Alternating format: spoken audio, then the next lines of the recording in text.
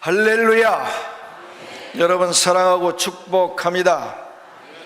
시편 81편 오늘 1절부터 7절까지 본문 삼아 읽었습니다. 시편 81편은 이스라엘 백성들이 장막절 때 읽던 시편입니다. 장막치고 광야 생활했던 걸 기념하면서 이스라엘 백성들이 텐트를 치고 그리고 장막 생활하는 그 고난을 그리고 도우셨던 하나님을 기억할 때 읽었던 시편입니다. 오늘 본문 중에서 지명 이름이 하나 나옵니다. 무리바. 이 뜻이 다툼, 싸움 이런 뜻입니다. 이 무리바 이 지명 이전에 그 지역의 지명은 르비딤이었습니다. 이 르비딤은 뜻이 휴양지, 휴식처 이런 뜻입니다. 또 오늘날로 말하면 휴양도시, 사람들이 피서가고 휴식하고 그런 곳이죠. 뜻으로 보자면 하나님께서 이스라엘 백성들을 이집트에서 노예 생활하는 이집트에서 끄집어내서 가나안 땅으로 이끌어 가시기 위해 모세를 지도자로 세웠습니다. 모세가 그들을 이끌고 갑니다. 그래서 그들이 이제 홍해 건너고 신광야 건너고 그러면서 또 다음 지역 광야 지역에 왔는데 거기 지역 이름이 르비딤이었습니다. 자, 르비딤 뜻이 뭐라고요? 휴식처, 휴양지란 말이죠. 그런데 그 르비딤에 왔는데 휴식처는 무슨 휴식처예요? 거기에 물이 없어요. 뭐가 없었다고요? 물이 없다고. 마실 물이 없어요. 그래서 백성들이 이 생존에 반드시 광야에서 생존에 반드시 필요한 게 물이잖아요. 물이 없다는 건 이 생존에 필요한 절대 필요한 물이 부족하고 결핍됐단 말이죠. 그래서 이 백성들이 고백한 대로 말한 대로 죽게 되었다는 거예요. 죽음의 위기에 처했습니다. 그래서 이 르비딤이 바로 부족과 결핍, 죽음을 맞닥뜨린 위기의 장소가 된 거예요. 근데 문제는 우리가 여기서 생각해 봐야 될 게 뭐냐면 이 부족과 결핍, 죽음이 기다리고 있는 이 위기의 이 장소 르비딤에 이스라엘 백성을 인도하신 분이 누구더라? 하나님이 인도하셨다는 거예요. 이스라엘 백성들이 거기에 장막을 자기들의 의지대로 친 게 아닙니다. 여러분, 우리 구약에 아는 대로 이스라엘 백성들이 애굽에서 나와서 가나안 갈 때 그들이 어디에 머물지, 언제 출발할지, 얼마 동안 여행을 해야 할지 결정하는 건 하나님이시잖아요. 하나님이 구름기둥, 불기둥으로 인도하셨잖아요. 구름기둥이 뜨면 이스라엘 백성들이 장막을 다 걷고 그 구름기둥을 따라 걸어가고 움직이고, 그 다음에 구름기둥이 멈춘 그곳에 장막을 펼치고 거기서 머물고. 그러니까 르비딤에 머물도록 한 사람, 하신 분, 그곳으로 인도하신 분은 누구였어요? 하나님이었다는 거죠. 부족과 결핍, 죽음이 기다리고 있는 위기의 장소로 하나님이 인도하셨어요. 자, 그 위기의 상황, 백성들이 그 르비딤에 딱 머물면서 텐트를 치고 딱 머물면서 이 위기의 상황을 맞닥뜨리니까 뭘 했느냐? 다툼과 싸움을 했어요. 지도자 모세에게 나갔어요. 우리가 애굽 땅에서 잘 살았는데 당신이 왜 우리를 이곳으로 인도해서 죽게 하느냐? 지금 우리가, 그리고 우리 자녀가, 우리 가축이 죽게 된 이유는 다 누구 때문이냐면 바로 당신 때문이다. 그러면서 돌을 들어 쳐 죽이려고 했단 말이죠. 모세와 다퉜어요. 모세만 다툰 게 아니에요. 하나님과도 다퉜어요. 하나님께 이렇게 이야기했어요. 하나님이 우리와 함께 계시다면 어찌 우리가 이런 어려움에 처합니까? 어떻게 우리가 부족과 결핍 그리고 이 죽음을 대면하는 이 위기에 우리가 빠질 수 있습니까? 하나님 우리와 함께 계신 거 아니잖아요. 그렇게 싸우고 다투고 불평하고 원망했죠. 그래서 그 지역 이름이 르비딤에서 뭘로 바뀌었냐? 무리바로 바뀐 거예요. 무리바로. 여러분, 이스라엘 백성들이 그 르비딤에서 왜 모세와 하나님과 다투었을까요? 보는 게 달랐기 때문에 그렇습니다. 무슨 이야기냐? 여러분, 우리가 이 무리바 사건 이야기가 출애굽기 17장에 나와 있는데, 여러분, 하나님이 이스라엘 백성을 바로 그 르비딤 무리바에 인도하셨다고 그랬잖아요. 그럼 하나님이 이 사람들을 죽이려고 인도했을까요? 그러지는 않았을 거 아니에요. 그렇죠? 이스라엘 백성들 말 고백대로, 아니 우리가 죽게 되었다니까요, 왜 우리를 죽음의 장소로 인도하셨냐고요 라고 했는데, 하나님이 그들을 죽이려고 거기에 인도하신 건 아니에요. 하나님이 그들을 그곳에 인도하시는 데는 선하신 의도가 있기 때문에 인도하신 거예요. 자, 그러면 그들이 처한 현실이 뭡니까?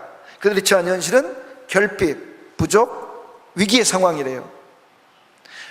근데 거기에는 그쪽으로 그렇게 인도한 그 하나님이 인도하신 데는 의도가 있었다는 거예요. 무슨 의도? 선하신 의도. 자, 근데 이스라엘 백성들이 다투고 싸운 이유는 그들이 본 게 이 둘 중에 뭘 봤어요? 이 현실을 본 거예요. 현실. 결핍되고 부족하고 이 위기의 상황, 현실을 본 거예요.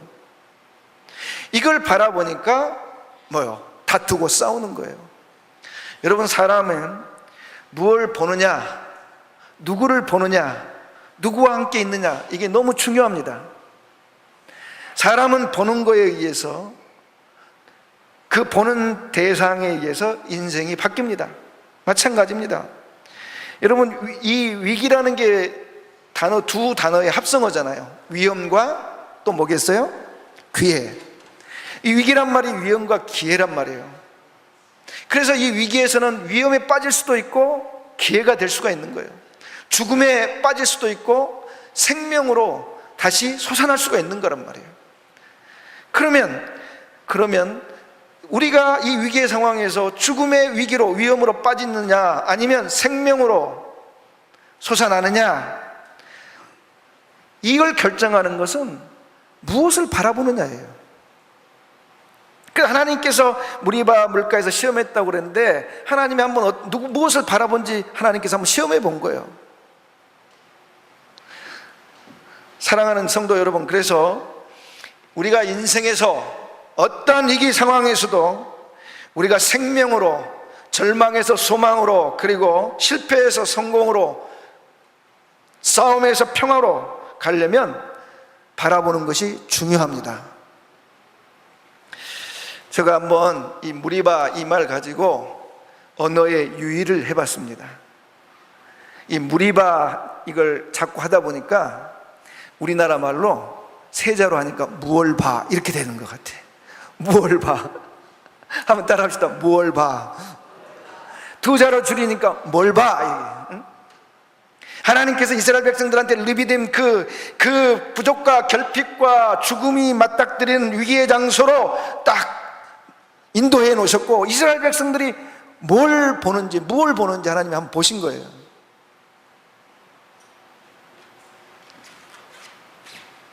여러분, 우리는 위기와 그리고 부족과 결핍의 현실 상황을 보는 것이 아니라 우리를 그곳으로 인도하신 하나님의 선하신 의도를 봐야 될 줄 믿습니다.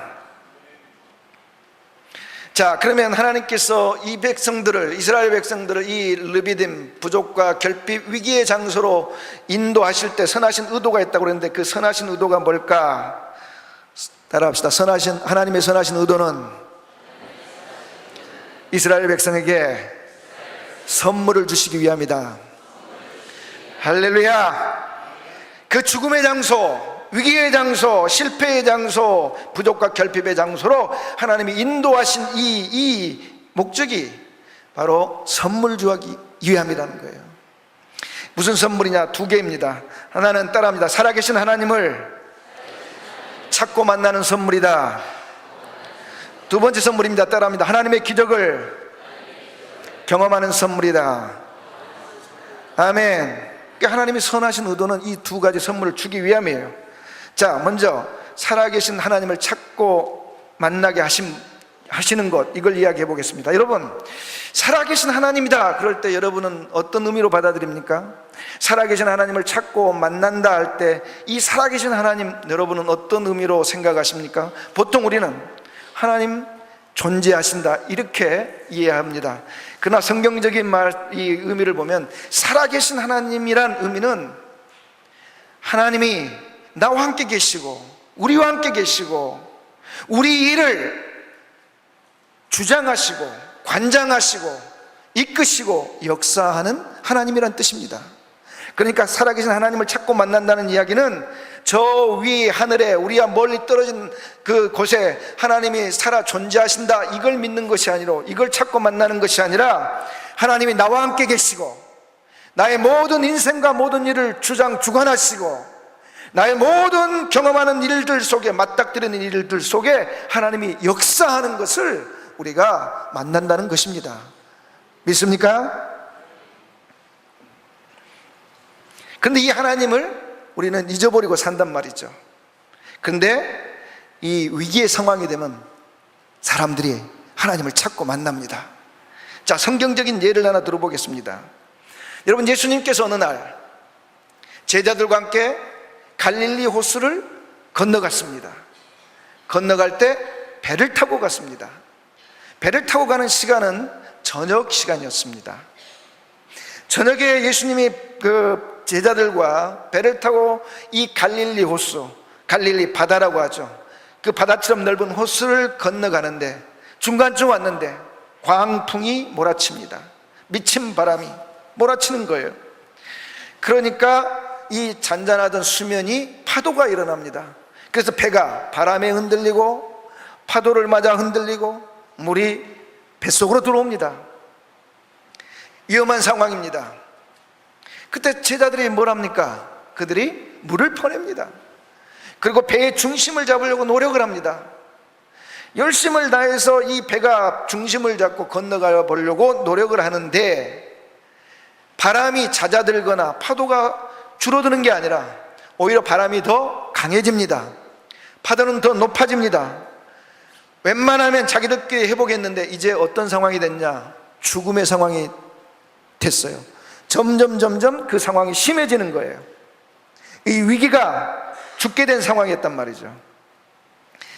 그때서야 배 안에 잠자고 있는 예수님을 깨웁니다. 그때서야가 언제입니까? 죽게 되었을 때, 자기들 힘으로 어떻게 해볼 수가 없을 때, 그때 예수님을 깨워요. 예수님, 우리가 죽게 된 것 돌아보지 않습니까? 우리가 죽게 되었습니다. 그때 예수님께서 잠에서 일어나셔서 바람을 꾸짖으시고 바다를 꾸짖으시고 잠잠하라 잔잔하라 하니 바람이 잠을 자고 수면은 잔잔해집니다. 그걸 보고 제자들이 다 놀랬다고 그랬습니다. 깜짝 놀라며 그들이 한 이야기가 뭐냐? 이 사람이 도대체 어떤 분이시기에 바람과 바다가 순종하는가? 그 이야기는 자기들이 볼 때 때때로 예수님이 범상한 분이라는 것 알았지만, 야, 바람과 바다를 잔잔하게 하는 거 보니까 이분은 하나님이시다, 이 고백인 거예요. 그때 이 사건을 통해서 그들은 예수 그리스도가, 자기들과 함께 계신 예수 그리스도가, 잠자는 그분이 살아계신 하나님이라는 것을 보게 된 거예요. 자, 여기서 여러분, 제자들이 언제 예수님을 깨웠습니까? 위기 상황이 죽음으로 치달을 때, 죽음의 상황으로 갈 때 그들은 예수님을 깨웠습니다. 바로 그래서 우리가 이 죽음의 상황, 위기의 상황, 부족과 결핍의 상황이 되면 우리가 감사해야 되는 이유가, 감사 찬송해야 되는 이유가 바로 이런 겁니다. 여러분, 그래서 우리가 감사 찬송을, 우리가 부족과 결핍, 위기의 상황에서는 우리가 다툼과 싸움과 원망과 불평을 하는 것이 아니라 감사의 찬송을 해야 된다는 거예요. 오늘 우리가 읽었던 시편 81편 1절부터 3절까지 우리 한번 다 같이 읽겠습니다. 시작. 우리의 능력이 되신 하나님을 향하여 기쁘게 노래하며 시를 읊으며 소고를 치고 초하루와 보름과 우리 명절에 나팔을 불지어다. 아멘. 자, 이스라엘 백성들이 지금 광야 생활하는 것을 이스라엘 후손들이 지금 체험하고 있는 상황이에요. 그러니까 하나님께서 광야의 생활, 부족한 생활, 결핍된 생활, 돈이 부족하고 건강이 부족하고 능력이 부족하고 자원이 부족하고 어느 정도 부족하냐, 죽게 될 정도로 부족한 그런 상황에서도 하나님이 이스라엘 백성이 뭐라고 말씀하시냐면은 이렇게 말씀해요. 찬송해라는 거예요. 즐거이 기쁘게 감사하면서 악기를 동원해서 큰 소리로 찬양하라는 거예요.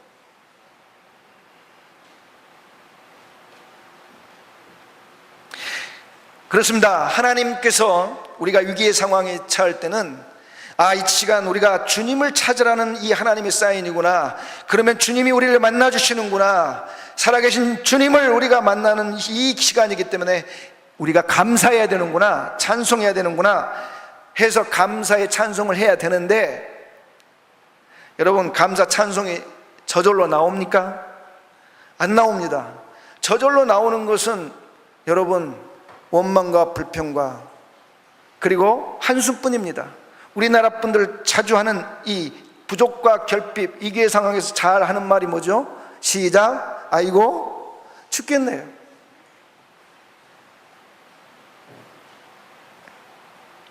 여러분, 그래서 우리가 본능적으로 위기의 상황, 죽음의 상황에서 이 감사 그리고 찬송을 하지 못하니까 하나님이 이스라엘 백성들에게 그 감사의 찬송을 할 수밖에 없는 장치를 하나 만들었습니다. 4절, 시편 81편 4절 시작.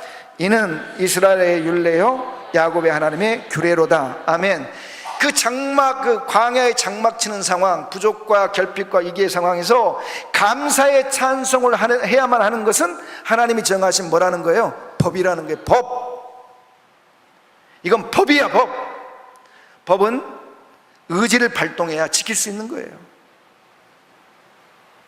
그렇습니다. 사랑하는 성도 여러분, 위기의 상황, 부족과 결핍의 상황에서 우리가 할 일은 감사의 찬송인 줄 믿습니다.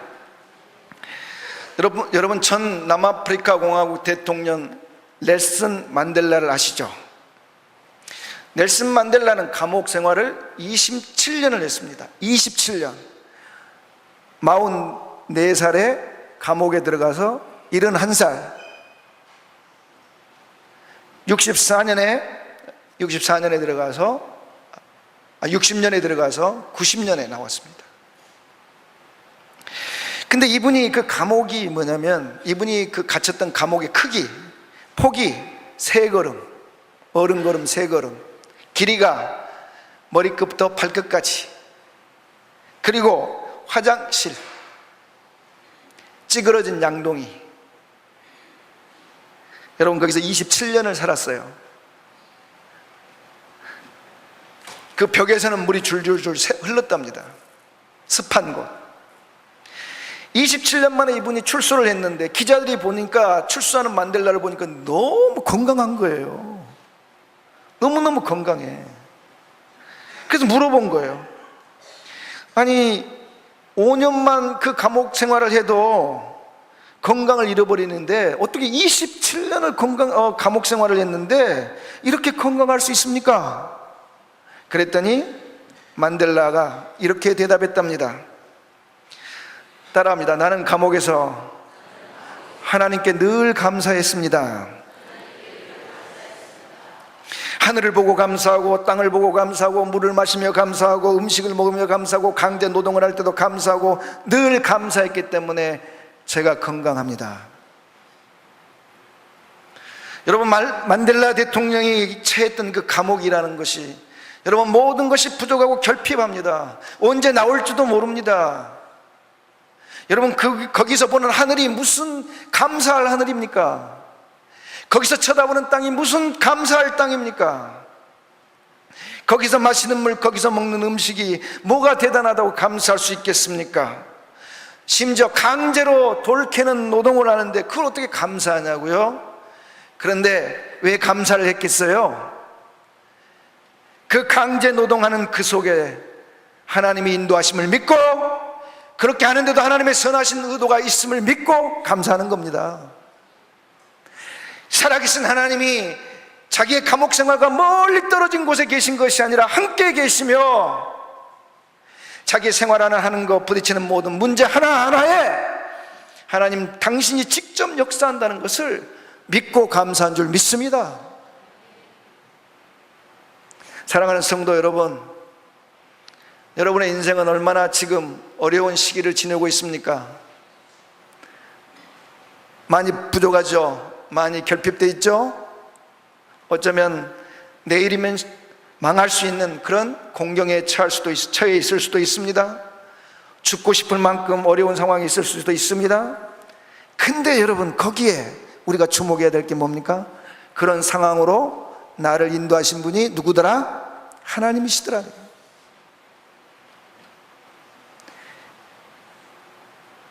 거기에 인도하신 이유는 바로 선하신 의도, 선물 주기 위함인 줄 믿습니다. 할렐루야. 거기서 여러분이 감사에 찬양하며 여러분과 함께 계시고 역사하는 살아계신 하나님을 만나시길 바랍니다. 둘째는 우리가 하나님의 선물, 두 번째 하나님의 기적을 경험하게 하신다. 여러분, 하나님은 기적을 베푸시는 하나님입니다. 많은 신학자들, 많은 목회자들이, 이성적인 목회자들이 하나님의 기적에 대해서, 하나님이 오늘날도 기적을 베푸시는 것에 대해서 부인합니다. 그래서 성경에 이 예수님이 기적 베푼 이런 이야기라든지 이런 것들은 다 전설 따라 삼천리다, 이건 현실이 아니고 그냥 써낸 이야기다, 꾸며낸 이야기다. 그래서 우리의 이성으로 받아들일 수 있는 것만 받아들이고 이야기를 합니다. 그래서 예수님, 하나님이 우리를 위해 기적을 베푸시는 분이라는 것에 대해서 무감각하고 기대감이 없어요. 오히려 그런 걸 기대하는 사람을 이상한 광신자로 봅니다. 그러나 여러분, 하나님은 당신의 백성들을 위해, 자녀들을 위해 기적을 베푸십니다. 할렐루야. 여러분, 이스라엘 백성들이 이 무리바, 이 르비딤에서 물이 없을 때 하나님이 어디서 물을 내서 주셨습니까? 반석, 바위에서 물을 냈습니다. 여러분, 물이라는 게, 우물이라는 게 땅이 저지대, 흙이 있는 곳, 움푹한 곳, 낮은 곳에서 우물이 났잖아요. 물이 솟잖아요. 높은 산에 바위에서 어떻게 물이 나냐고요. 근데 하나님은 모세를 명하여 이스라엘 백성들을 그 반석 앞으로 인도하고 바위가 널려있는 그 바위산 앞에 당신이 지명하신 그 반석을 치게 했습니다. 반석을 쳤더니 거기서 물이 콸콸콸 쏟아져 나왔습니다. 이스라엘 백성들이 먹고 남음이 있고 그치지 않고 흘러내리는 기적의 역사를 하나님이 베풀어 주셨습니다. 할렐루야. 그렇습니다. 사랑하는 성도 여러분, 하나님은 우리에게 기적을 베푸십니다. 그런데 이런 기적의 은혜를 경험하려면 해야 될 게 있어요. 그건 부르짖는 거예요. 여러분, 이스라엘 백성들이 돌을 들어서 모세를 치려고 할 때 모세가 물이 없어 죽는 것이 아니라 돌에 맞아 죽으려는 그런 급한 상황에서 모세가 한 일이 뭡니까? 출애굽기 17장에 보면은 모세가 하나님께 부르짖었다 했습니다. 하나님, 내가 죽게 되었습니다. 나만 죽는 게 아니라 우리 백성들도 죽게 되었습니다. 우리에게 은혜를 베풀어 주시옵소서. 하나님이 모세의 부르짖음을 듣고 모세야, 모세야, 백성을 이끌고 내가 지명한 반석으로 가서 그 반석을 쳐라. 이스라엘 백성들이 먹을 물이 나올 것이다. 할렐루야. 하나님은 이렇게 우리에게 기적을 베푸시는 하나님인 줄 믿습니다. 그래서 그 기적 위기의 상황에서, 부족과 결핍의 상황에서 그 기적을 은혜로 베푸시는 하나님을 만나려면 부르짖어야 되는 줄 믿습니다. 여러분, 우리가 오늘 읽었던 본문 5절 6절을 우리 한번 다 같이 읽겠습니다. 시편 81편 5절 6절 다 같이 읽겠습니다. 시작. 하나님이 애굽 땅을 치러 나가신 때에 요셉의 족속 중에 이를 증거로 세우셨도다. 거기서 내가 알지 못하던 말씀을 들었나니 이르시되 내가 그의 어깨에서 짐을 벗기고 그의 손에서 광주리를 놓게 하였도다. 아멘. 여러분, 이스라엘 백성들이 애굽에서 노예 생활을 할 때 하나님이 이 노예 생활하는 백성들에게 말씀을 하셨다는 거예요. 무슨 말씀을 하냐? 너희 어깨에 메고 있는 짐 내가 벗겨주고 너희 손으로 수고하는 그 광주리 놓게 해주겠다는 거예요. 하나님이 이스라엘 백성들한테 그 이야기 하셨습니다. 그런데 5절에 우리가 이해 못하는 단어가 하나, 문장이 있어요. 거기서 내가 알지 못한 말씀을 들었다. 즉 하나님이 6절 말씀을 했는데 자기들이 알지 못했다는 거예요, 그 말을. 그럼 알지 못했단 말은 뭐냐면 이해를 못했다는 거예요, 이 말을. 여러분 6절 말씀, 너 어깨에 짐을 내가 벗기고 너 손에 광주를 놓게 하겠다, 이 말을 여러분 이해 못합니까? 이해할 수 있는 이야기입니다. 이스라엘 백성들에게 내가 이제 너희들 노예 생활 끝나게 해주겠다는 거예요. 이제 내가 너희들 자유인이 되게 해주겠다는 거예요. 이스라엘 백성들이 왜 이 이야기를 못 알아들어요? 왜 이해를 못해요? 왜 못 알아듣고 왜 이해를 못했느냐? 이스라엘 백성들이 400년 노예 생활하면서 이런 일이 일어날 거라고는 생각도 못 해본 거예요.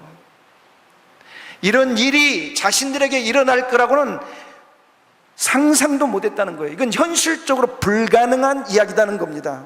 현실적으로 불가능한 이야기, 상상도 못한 이야기, 꿈도 꿀 수 없는 그런 그런 일들을 누가 해주신다는 거예요? 하나님이 해주신다는 거예요. 그러면서 하나님께서 뭐라고 그러셨냐? 7절 다 같이 읽겠습니다. 시작. 내가 고난 중에 부르짖음에 내가 너를 건졌고 우레소리의 은밀한 곳에서 내게 무리마 물가에서 너를 시험하였도다. 아멘. 너희가 그 고난 중에, 그 노예 생활 중에 짐을 지고 광주리를 붙들고 고통하는 그때에 너희가 부르짖음에 내가 너희를 구원했다는 거예요. 그러니까 우리가 광야 죽음의 상황, 위기의 상황에서 기적을 베푸시는 하나님을 경험하려면 뭘 하라는 거예요? 부르짖으라는 거예요. 기도하라는 거예요. 간구하라는 거예요. 그러면서 하나님께서 10절에 어떤 기도를 하길 원하시는지 당신의 마음을 이야기합니다. 10절 시작. 나는 너를 애굽 땅에서 인도하여 낸 여호와 내 하나님이니 내 입을 크게 열라 내가 채우리라 하였으나. 아멘. 큰 소망의 기도를 하라는 거예요. 이스라엘 백성들에게 하나님 나를 자유인으로 만들어 주셔서 이 정도가 아니라 하나님 나에게 가나안 땅을 주시고, 가나안 땅을 주시더라도 내가 주인 되게 하시고 왕 되게 하시고. 할렐루야. 하나님의 불만은 우리가 기도를 하지 않은 것이 불만이에요. 여러분 사울 왕의 죄에 대해서 하나님이 이야기하실 때 그 중에 가장 먼저 말씀하신 게 뭐였냐? 사울이 너가 나에게 구하지 아니했다. 구하지 않은 걸 하나님은 사울의 죄로 규정했어요. 여러분 하나님을 믿는 만큼, 하나님을 우리가 믿는 크기만큼 우리는 우리 소망의 크기가, 기도의 제목의 크기가 결정이 되는 거예요. 하나님이 입을 크게 열고 높게 열고 간구하라는 거예요. 그럴 때 우리에게 상상도 못할 기적을 베푸신다 약속하십니다. 저는 우리 성도들이 새벽이고 밤이고 하나님 전에 나와서 큰 소망의 기도를 밤낮으로 부르짖는 성도 되시길 주의 이름으로 축복합니다. 만델라 이야기를 다시 좀 하겠습니다. 이분이 44살에 감옥에 갇혔습니다. 그 감옥은 육지와 멀리 떨어진 루벤 섬이라는 곳에 있었습니다. 감옥에 갇히니 세상과 소통은 다 6개월에 딱 한 번 면회 편지 한 통입니다.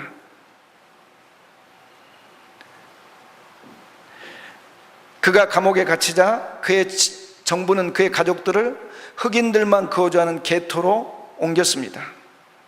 감옥살이 4년째 어머니 돌아가셨습니다. 5년째 큰아들 죽었습니다. 장례 참석 못합니다. 소식만 들었지 어머니의 임종도 큰아들의 죽음도 함께 할 수 없었습니다. 그런 중에 세월은 흘러 14년 흘렀습니다.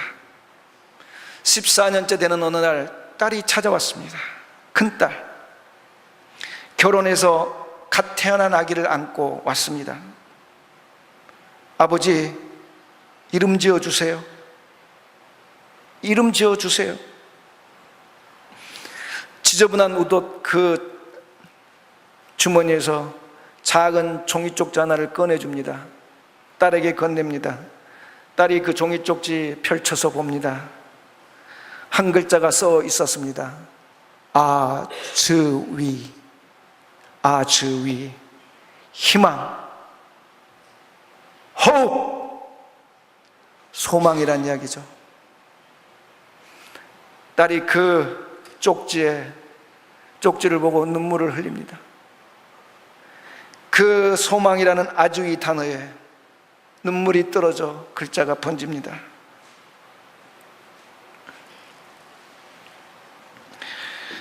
딸이 다녀간 그 후 13년을 더 돌을 캤고, 더 매를 맞았고, 더 모욕당했고, 나오지 못한 채 그 섬에서 고통을 당했습니다.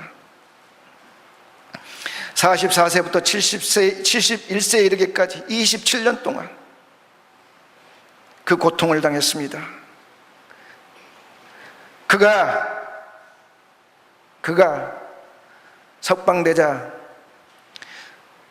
20세기 마지막 인종차별 정책을 마지막 썼던 남아프리카 공화국 아파르헤이트 흑백 분리 정책이 폐기되고 흑인들에게 선거권이 주어졌습니다. 그것이 바로 넬슨 만델라 대통령이 27년 동안 가졌던 소망이었습니다. 그가 출소해서 사람들이 물어봅니다. 27년 그 오랜 감옥 생활을 어떻게 견뎠습니까? 그는 그 물음에 이렇게 답했습니다. 나는 위대한 변화가 일어나리라는 아즈위를 한순간도 잊은 적이 없습니다. 아즈위를 한순간도, 그 소망을 한순간도 잊은 적이 없습니다. 할렐루야. 여러분, 그 소망을 흑백 분리 정책이 사라지고 평등한 사회를 꿈꾸고 소망했던 그 만델라 대통령에게 하나님은 더 큰 선물을, 더 큰 기적을 주셨습니다. 그는 최초로 흑인 대통령이 되었고 노벨 평화상을 받았습니다. 그리고 정치인이 남아프리카 공화국, 아프리카에선 최초로 월드컵을 유치해서 2010년 남아프리카 공화국에서 월드컵을 개최했습니다. 그가 가졌던 소망보다, 그 소망을 가지고 27년 그 감옥 생활에서 기도했던 그 기도보다 하나님은 더 큰 기적을, 더 큰 영광을, 더 큰 은혜를 그에게 베풀어 주었습니다. 할렐루야. 사랑하는 성도 여러분, 저는 1년 동안 우리 교회를 향한 소망을 가지고 하나님 앞에 기도하고 있습니다. 매일매일 잊지 않고 기도하고 있습니다. 그 소망이 저 자신이 생각해도 너무 비현실적입니다. 너무 엄청난 겁니다. 그래서 때로는 현실이 너무 벅차서 이게 이루어질까라는 의심이 들고, 너무 고통스러운 사람들을 만나게 되면 이게 될까 낙심하고 그랬습니다. 설교를 준비하다 넬슨 만델라를 조금 보게 됐습니다. 그러면서 제 마음에 스스로 질문이 생겼습니다. 넬슨 만델라보다 더 고통스러운 사람이 어디 있고, 더 위기의 상황에 있는 사람이 어디 있고, 더 절망적인 사람이 어디 있냐. 그럼에도 그는 그 위기의 상황, 죽음의 상황, 절망의 상황, 부족과 결핍의 상황에서 비현실적이고 꿈도 꿀 수 없는 그 소망을 붙들고 하나님 앞에 기도했더니, 간구했더니 하나님이 그 소망을 이루어 주셨다.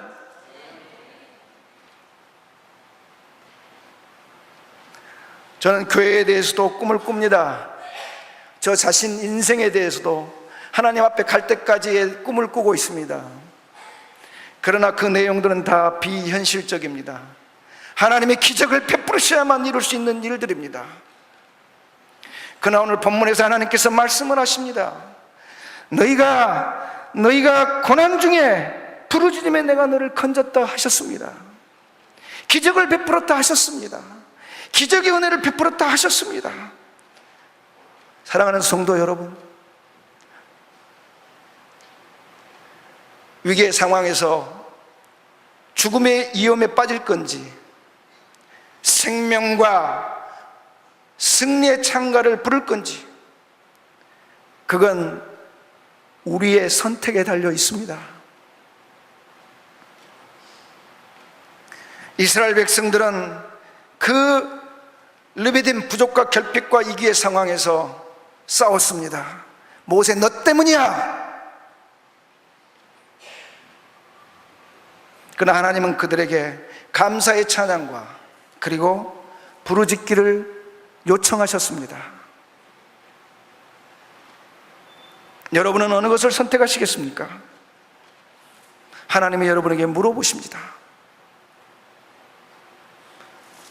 이 시간 우리 눈을 감고 조용히, 나의 상황은 어떤 상황인가? 그리고 나는 혹시 위기의 상황이라면 나는 그 위기의 상황에서 싸움과 다툼을 하고 있는가? 아니면 하나님의 선하신 의도를 바라보고 믿음으로 걸어가고 있는가? 이 시간 조용히 하나님 앞에 기도합니다.